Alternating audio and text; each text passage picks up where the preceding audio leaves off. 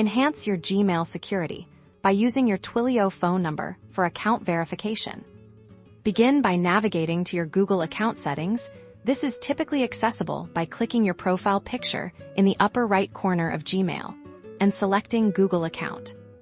Within your Google account, locate and click on the Security option in the left-hand menu. This section contains all your account protection settings. Find the two-step verification. Setting this is the crucial feature that will be configured to incorporate your Twilio number. Click Get Started or Add Phone Number. If you are setting this up for the first time, you will be asked to enter your Google password to verify your identity.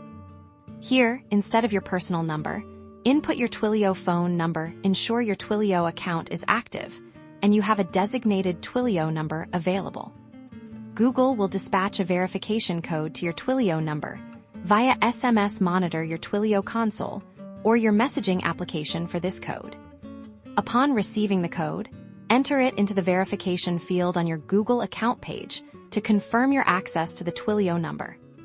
You have now successfully integrated your Twilio phone number as a verification method for your Gmail account, significantly boosting your account's security.